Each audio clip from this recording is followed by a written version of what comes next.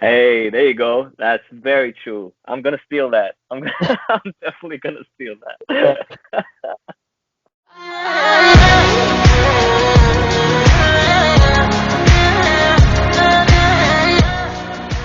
Hello, Paul. How are you? I'm good. How are you doing? Well, it is a bit warm for this period of year, but it is fine. So you're again at Melodifestivalen. We saw you last year on your debut there, and now we see you again. What are your intentions? Well, for me, last year was really fun and it went really well. I was the only debutante in the final, and I finished sixth place, which is really, really good. I'm really proud and happy of that. And then the song has been really going really well here in Sweden. So it was just so much fun that I really wanted to be a part of Melodifestivalen again. And of course, this year is going to be very different, giving it no crowds and all of that. But I'm super happy with my song. I'm super happy with my performance and the staging. So I'm excited for this year. Something very beautiful happened to you between two Melody Festival, and you got a child. Yes, that's very true. Yeah. What are your artistic perception now as a father? Well, that's it's funny that you ask actually, because the song "The Missing Piece" that I'm competing with this year is about my, and I've always written a lot about love and different types of relationships, be it friends or a love romantic relationship. But now I have a whole different type of set of emotions to write about when it comes to my feelings towards my daughter and being a parent and my whole new role in life. So it's for me, writing music is really reflective, and I can really process my emotions and how I feel. So I've done a lot of songs about being a father now. Well, actually, when you say a missing piece, I can really connect it now to this topic. Uh, but let's go for a year in the past. Talking in My Sleep is a song that all of the Euro fans really liked on the first, and you had to go through the second chance round to make it to the final. You were also in the quite hard semi-final. I mean, two direct qualifiers were in top three in the grand final. How did you feel when you saw your competition then? Well, I mean, yeah, it was really tough, like you say. From my first competition in Gothenburg, I think all four that made it through, we all made it to the final. So it was really tough just there in Gothenburg as well.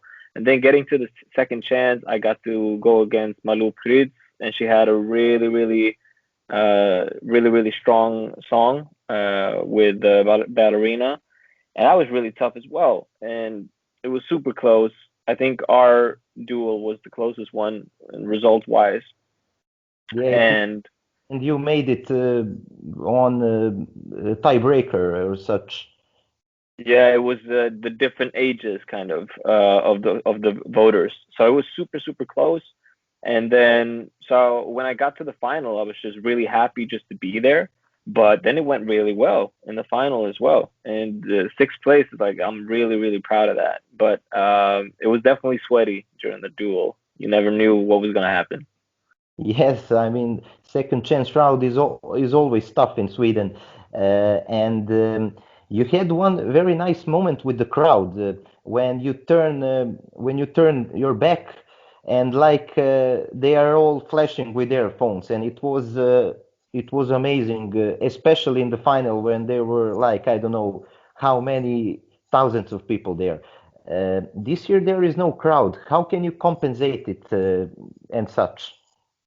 So the interesting thing now, when there's no crowd, you can really form the staging and shape the staging in different ways that hasn't been possible before, because you always had to take account with the crowd being in front of the stage. But now different camera angles are possible, different staging is possible. So there's more room to differentiate how a performance can be. And I think also what can be done with a TV performance is make it more intimate, because now we don't have a full arena to kind of entertain. It's just the TV audience and no one else. So that kind of changes the dynamic. But of course, like you say, you're missing out on the chance to do something with the crowd in the performance. So that was my favorite part last year, with just me turning around and the camera shooting me and the whole crowd. It was always amazing, but like you say, the final was just insane. It was, I think it was 28,000 people. I think that's how many there were, and it was, it was a, it's so crazy. And my favorite part was after the camera has shot the crowd, then I turn around and face the crowd, and they keep having their phones up, and I have a part in my performance where I don't have to look at the camera, so I can just look around and do my performance and sing. And that was always my favorite part. It's about 8 seconds that I had with just watching the crowd, not having to take a camera, and that was insane. So it's tough to be without that kind of dynamic with the performance, but it's going to be interesting anyway with the staging. The audience is going to be a missing piece this year. Hey, there you go. That's very true. I'm gonna steal that. I'm definitely gonna steal Uh, that. Mention me somewhere when you win Melodifestivalen. I will say that. That's Danilo's quote. I'll say that. Uh, when we mentioned that, I have to say my personal opinion about your songs. I really like the lyrics. I mean, I when I saw title Thank you. for the missing piece, I don't know lyrics yet, but if it is going to be like when last year talking in my sleep, I mean, I feel sometimes that artists doesn't matter about lyrics that much generally on the world music scene, and it is nice actually to find some music where the lyrics are meaningful, and everything is like making one complete scene, and I really like about it. Thank you so much. Yes, that was something I was really proud of when it came to talking in my sleep. Like you say, the whole song was really about the same idea. Even the first line of the song is just I don't want to wake up talking in my sleep. Everything has the same kind of shape, and I've done the same now with this year with the missing piece.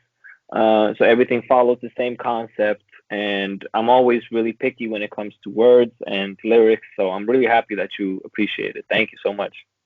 You're welcome.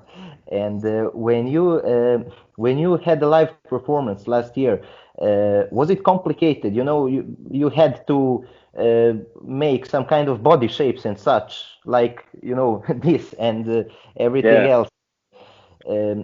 People often think, okay, he just needs to stand in some place and such, but how was it complicated uh, to concentrate on both song and choreography, which is not physically tough, but it is, you have to consider where should you be on which part of the stage in which time and such.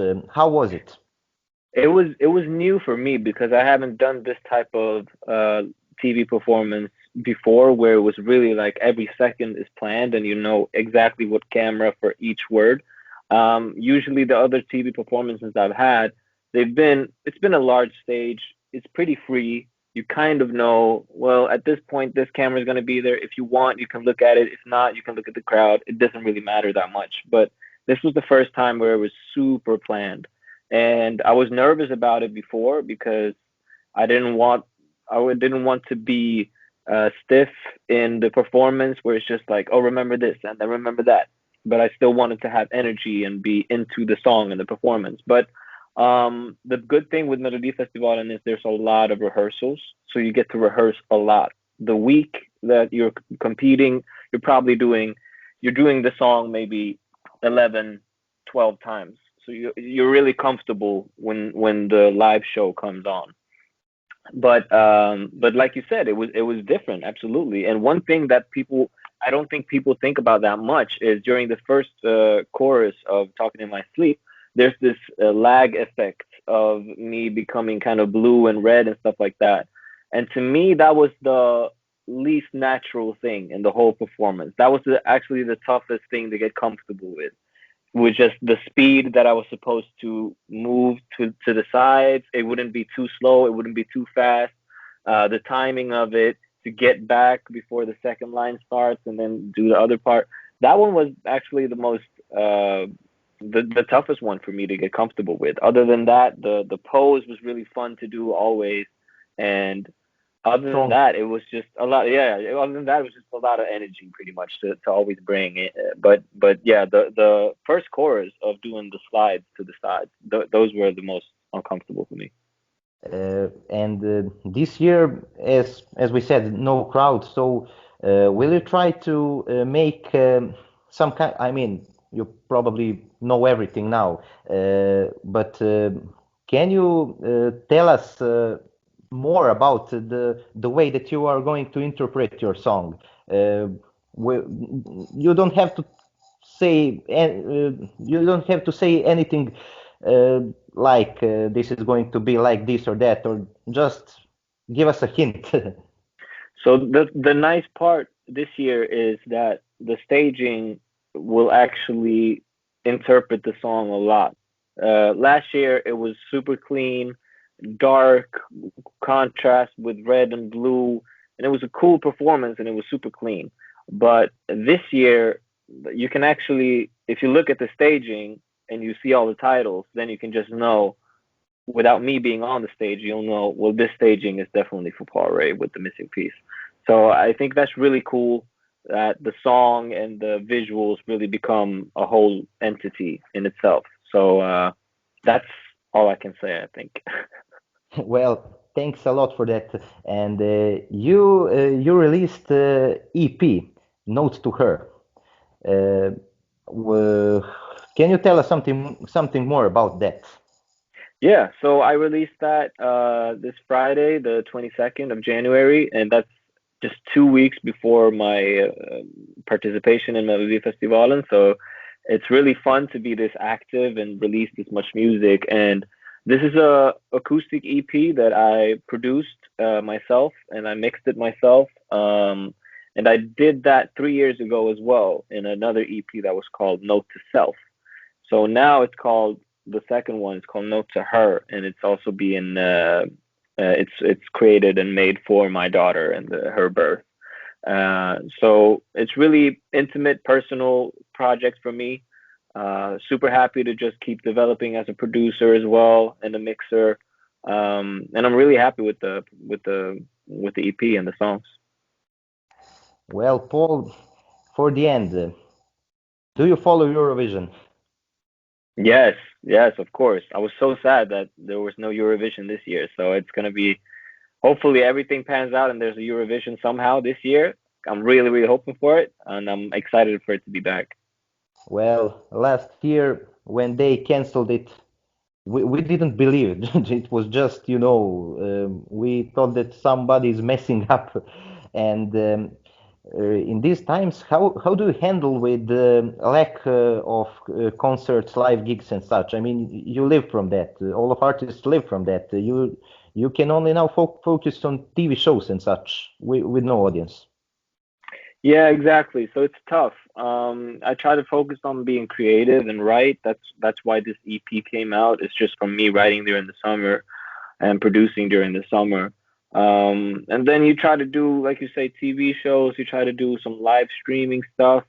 It's pretty much all that I can do here in Sweden. There's no large crowds allowed and stuff like that. So I wouldn't even feel comfortable trying to arrange a concert or something because the virus is spreading pretty heavily in Sweden in general, but also where I live in Skåne, in the southern parts of Sweden. So it's just, I don't know. It has to run its course. Hopefully the virus and the pandemic calms down and everything can kind of get back to normal in a while. But like you say, it's absolutely, it's tough. But we try to just try to look at it from another perspective and try to be positive and try to do what you can. And to me, that's writing music and creating music and being active in that matter.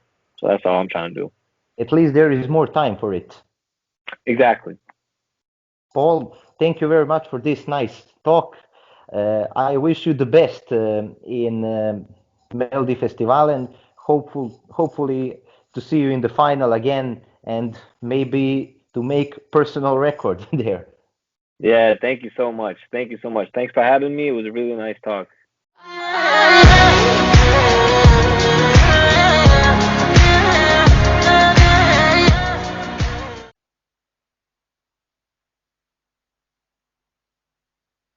Ako vam se svidio ovaj video, ajmo subscribe, ajmo like, budite ljudi.